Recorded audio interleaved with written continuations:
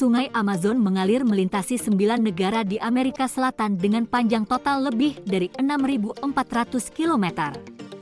Namun, sungai ini tidak dapat dilintasi dengan jembatan karena menjadi jalur utama transportasi yang melewati hutan dan hanya sedikit daerah yang berpenduduk di sekitarnya. Oleh karena itu, tidak ada alasan untuk membangun jembatan di sungai ini.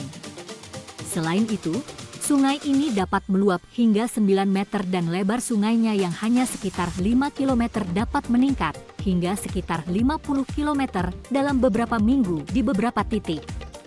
Hal ini membuat pembangunan jembatan di sini hampir tidak mungkin.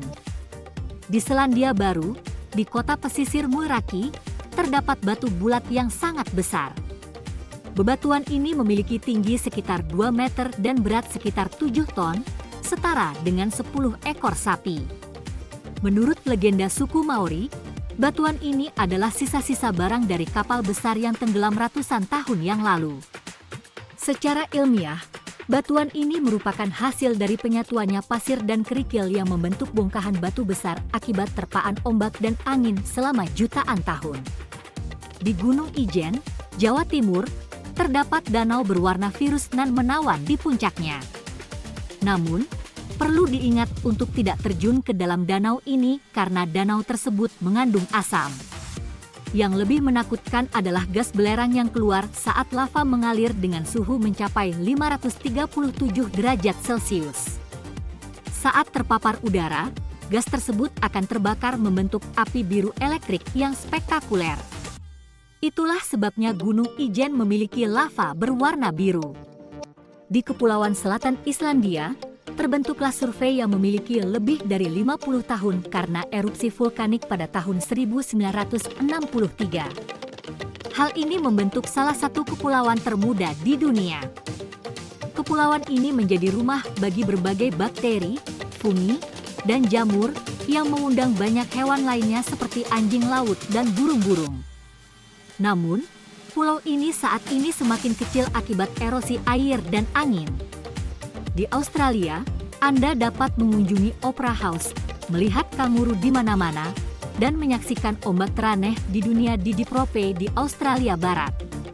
Ombak ini tidak berasal dari air, tetapi terbentuk oleh batu tinggi yang mencapai 15 meter dan panjangnya hampir 90 meter. Tempat ini sangat menakjubkan setelah hujan selama musim dingin, ketika air mengalir dengan kuat karena aliran khas Australia Barat.